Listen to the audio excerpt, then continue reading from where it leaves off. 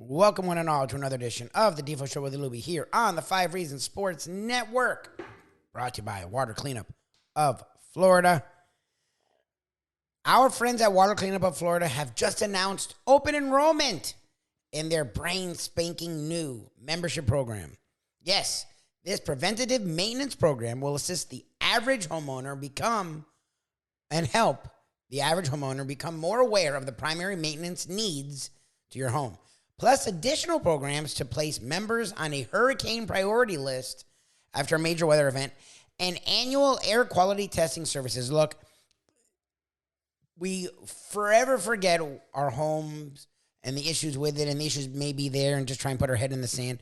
And then a hurricane happens, and then everyone needs to get their house fixed. Look, hurricane priority list sounds pretty dang good to me. After over 60 plus years of inspecting buildings for damage in South Florida, Water Cleanup of Florida has noticed trends that lead to the development of this unique program. Insurance claims typically do not cover damage due to a lack of primary maintenance. Leaking windows, doors, air handlers, and heavy rain seepage are just a few examples of costly projects that could have been avoided if the property was better maintained. Most homeowners need help starting and following a property maintenance plan. All very true. We, with our home before where we live now, my wife and I, we had an association. We also had insurance. And that's the fun. The association says it's not their problem. And then the insurance says it was the association's problem. Who takes care of it? You do. Well, that's why you get the membership program with Water Cleanup of Florida. Water Cleanup of Florida is also a fully licensed, insured, and certified building contractor. So if you have damage that needs to be addressed, we can handle it from start to finish. That's my favorite part of what, look, not my favorite. My favorite is how great they are. But the fact that you don't have to go to 3 different places, 2 different places, the fact that you just go to Water Cleanup of Florida, they assess, they fix, and they make it look brand new because they are licensed, certified, insured contractors. Just call Michael anytime on his personal cell, 954-579-0356, 954-579-0356, or check out the website, wcufl.com. You can follow them on the socials, Facebook, Instagram, at Water Cleanup FL. Check out their over 80 5-star reviews on Google. Again, join the membership program for Water Cleanup of Florida and make sure you will get rid of all the problems with your home when it comes to water, fire damage, what could be. Get involved now so you don't have to fix it after. Fix it before. Water Cleanup of Florida, if you have the schmutz, they have the guts. It's been a schmutzy season for the Miami Heat, a very interesting season in the NBA. We talked with Sean Deveney today about the Knicks and their hotness, the Nuggets, the Suns with their moves, and the Miami Heat. What are they now? Really, what does the future hold for the Heatles? We talked about it today. The Diva Show with Lubie here on the 5 Reasons Sports Network. Jeff DeForest, Mike Lubie, Lubitz. But the NBA, and very much leaving a lot to be decided here. A lot of juxtaposition at both the top and bottom, especially in the East, where the Heat are of concern to the local people here. We welcome to the show one of our favorite basketball analysts, now with Heavy.com, and this guy has been on the money every time we've had him on the show. Sean Deveney joins us here on the program. Sean, how are you? Hey, Defo, how are you? Good morning, sir. I'm doing great. I mean, I think I'm safe in our prediction that the Heat are not going to win the championship this year, which, we don't know where they're going to wind up in the playoffs. I'm not sure if it's more beneficial. You would think, obviously, it's safer not to be in the play-in game, but squaring off with possibly Philadelphia by finishing 6th in the Eastern Conference doesn't necessarily look like a very favorable position. I just wanted to get your thoughts off the top here, not necessarily about the Heat, but about the different transactions that took place, because it does seem like some are already showing, a very significant benefit to teams that made bold moves, and even some of the more subtle moves, like Josh Hart going to the Knicks, have turned out to be, largely beneficial for their run now, having won 9 in a row. Where do you see the greatest impact? I mean, is it the obvious destination of Durant going to the Phoenix Suns? Yeah, I mean, obviously that's been they're a different team. They're a significantly different team, and their upside is significantly different than what it was a couple of weeks ago. Still you can see some holes with that group. But but they just have so much firepower that it's hard to imagine those holes coming up until you get to the postseason. So, no question that team that what Phoenix did. But you brought up Josh Hart. I think that he's been good for the Knicks in a lot of ways. Obviously on the floor and just reshaping that bench, which has always been, or at least the last couple of years, has been a real problem for them. Josh Hart has come in and he's really kind of organized that second unit and has really helped them get to that next level. And for a guy who really they just gave up Cam Reddish and in a first round pick, I know Miami was interested in him. They obviously didn't want to take on and too much additional salary. They didn't have the way to make the salaries match up. And I know Miami, among other teams, were interested in him. And I was just shocked when I saw what the Knicks gave up to get him because, such a good, versatile veteran presence. And they've been pretty much unstoppable since he came aboard. So, that was a much subtler move, but one that's obviously had, I think they've won 9 out of 10 since he's been there, one that's had a pretty big impact.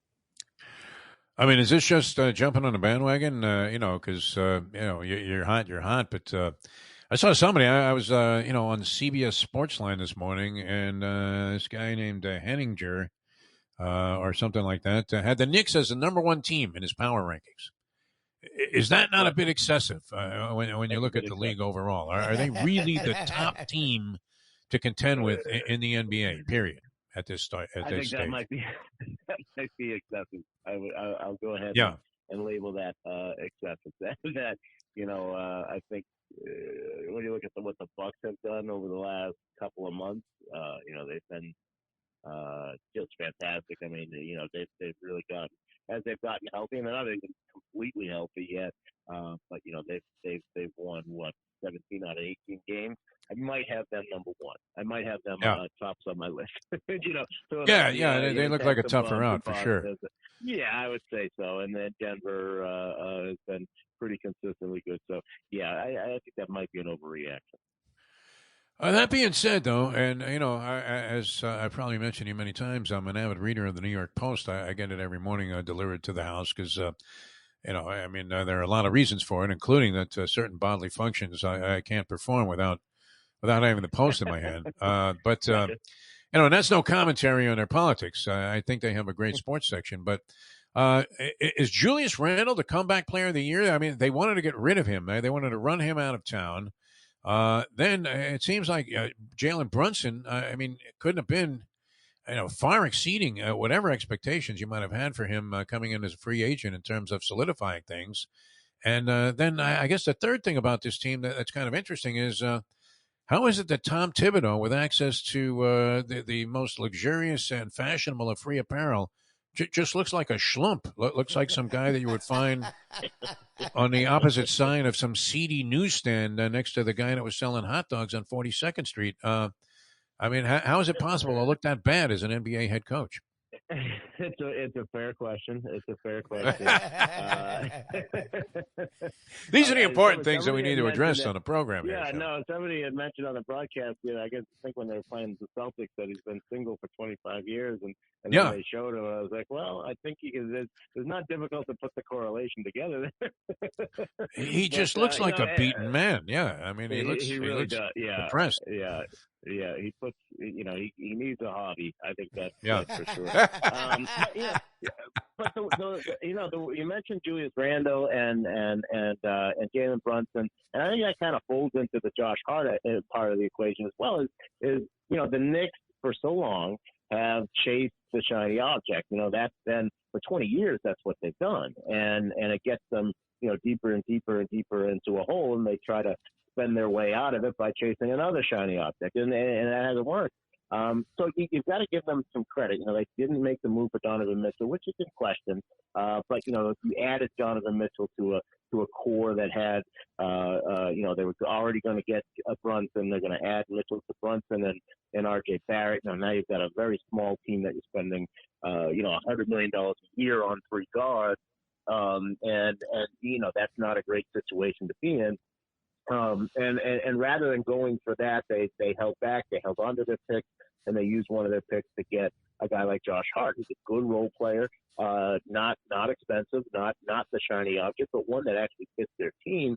That's kind of a different way that Leon Rose and that front office is operating that we haven't seen from the Knicks before. Rather than taking the first trade they could for Julius Randle, they chalked up last year to being just a bad season, and now you see Randle is playing much better. So there's a certain level of patience going on with the Knicks. I think that's something that we really haven't seen before. And if you're a Knicks fan, that's got to make you happy because the way they've operated in the past.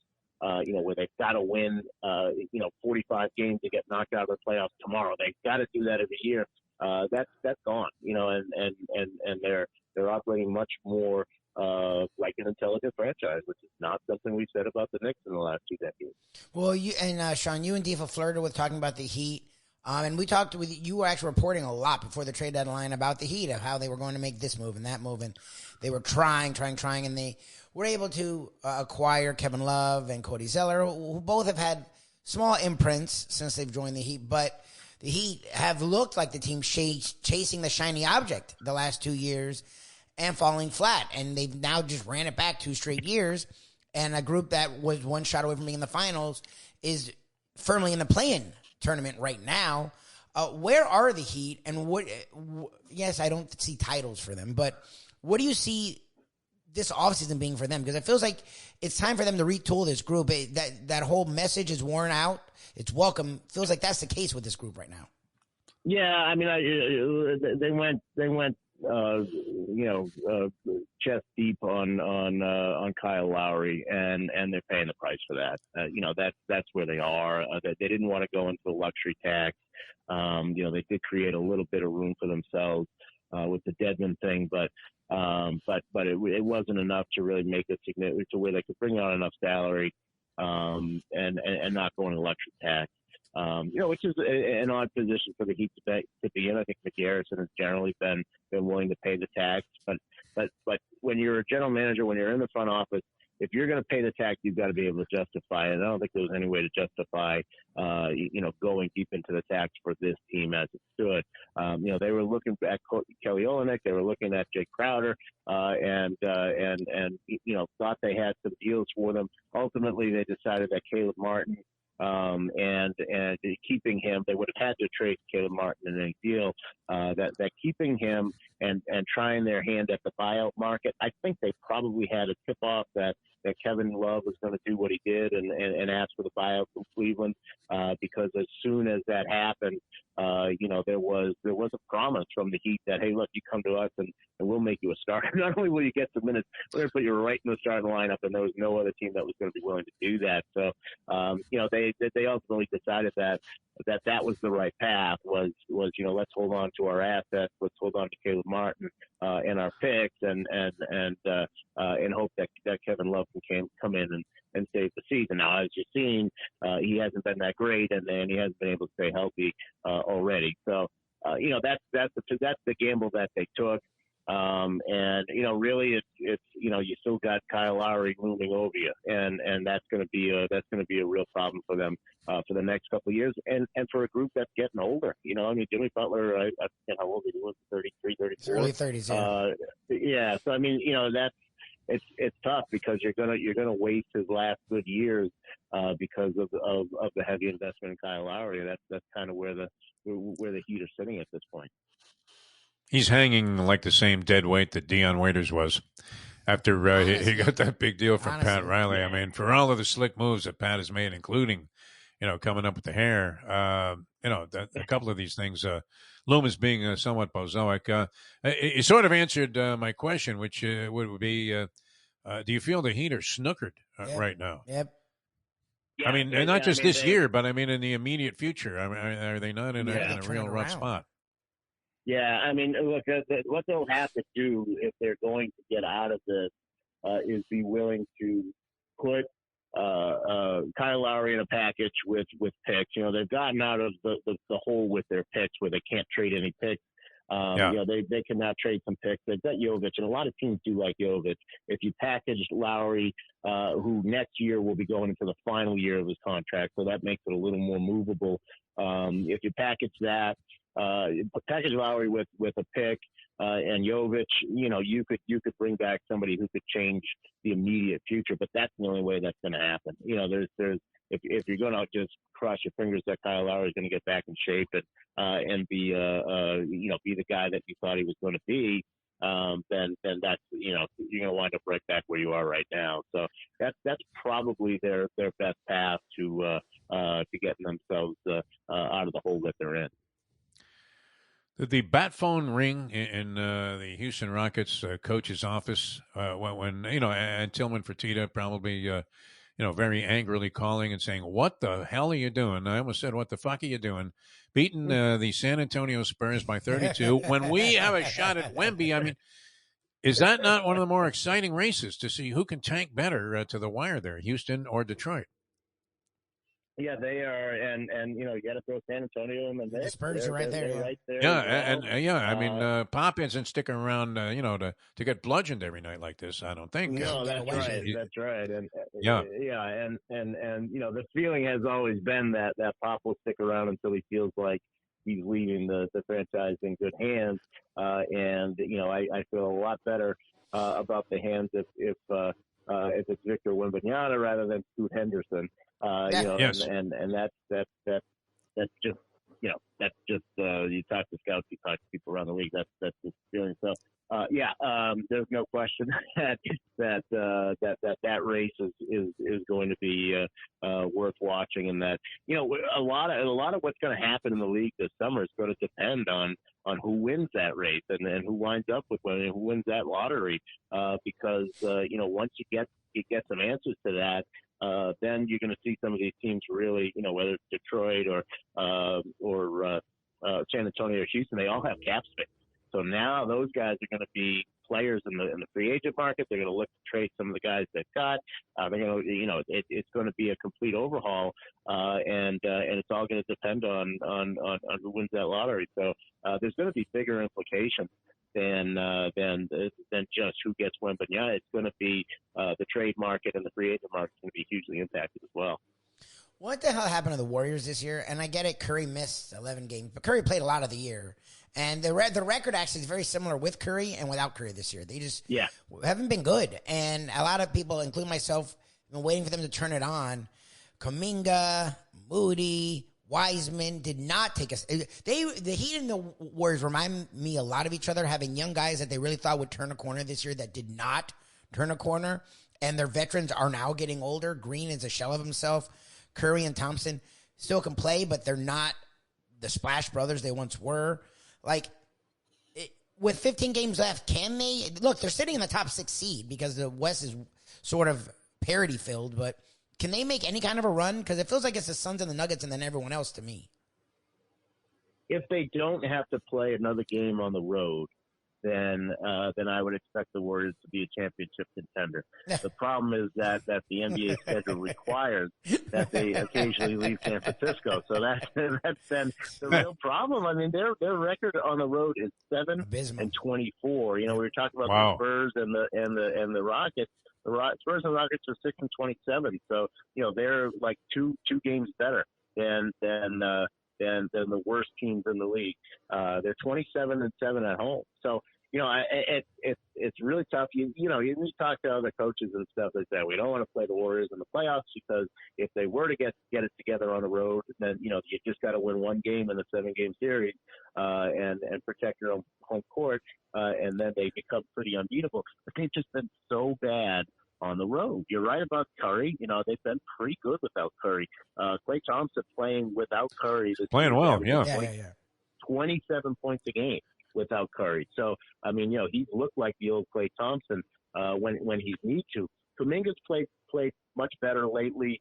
Moses Moody has really busted out this year. Obviously, James Wiseman's saying he's been a bust this year. So much so that they sent him to Detroit. So, it's hard to see where the turnaround is going to come from if they can't win on the road. They've got to be able to do that. And it's really bizarre that a veteran team like that can't find a way to get wins away from their own building.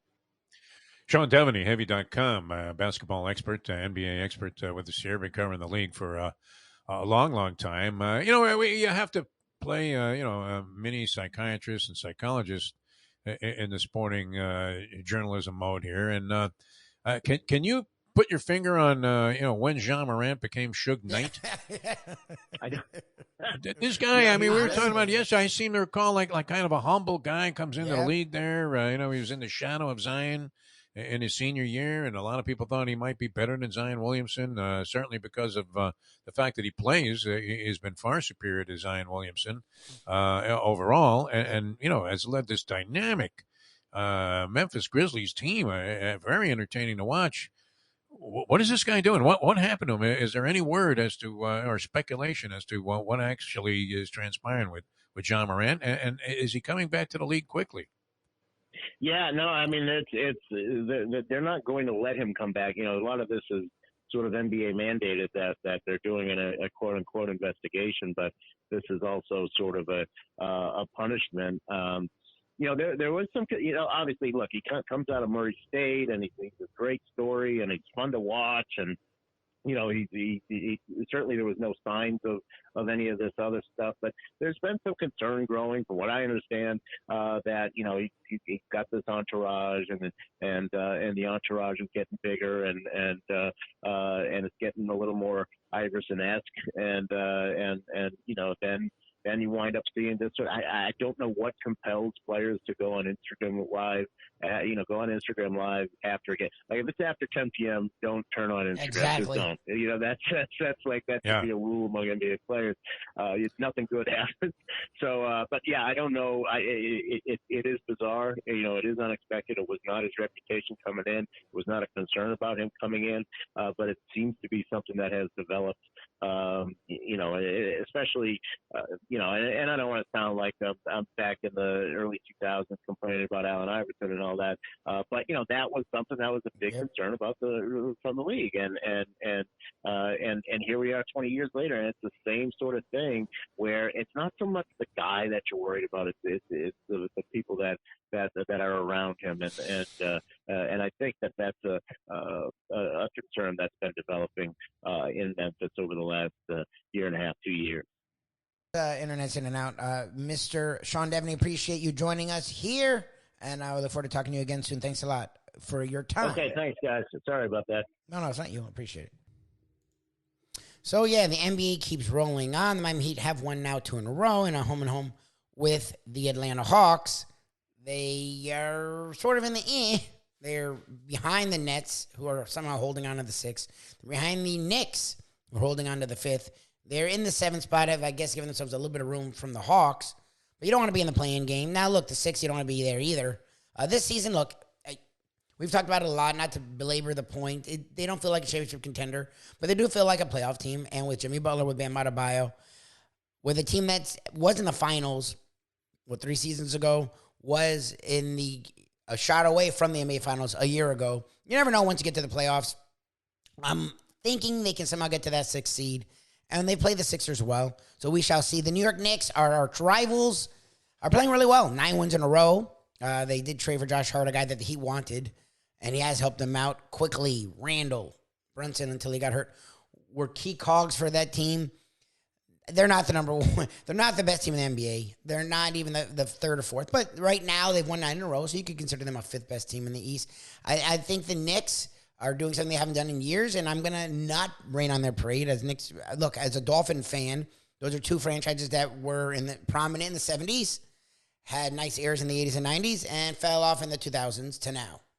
Both mirror each other to me, with owners that are jokes, that are disasters, and Dolan for the Knicks and Ross for the Dolphins. So I will not rain on their parade. I'll let them enjoy this. No, they're not. I don't see them not only winning a title, I don't see them making a deep run in the playoffs. But if they stay at the 5th seed, I could see them beating the Cavs. I wouldn't pick them. Donovan Mitchell would be the best player in that series. Donovan Mitchell has excelled in the playoffs, and he's surrounded by a nice cast that has kept them in a top 4 seed the entire year. So I would still pick the Cavs, but the Knicks would have a chance to beat the Cavs, especially the way they're playing now. We shall see. When the lights go on, Randall sucked in the playoffs, and Brunson was pretty good for the Mavs, but I don't know if I trust him. So we'll see what the Knicks do going forward. But right now, they have won 9 in a row. They are playing good basketball.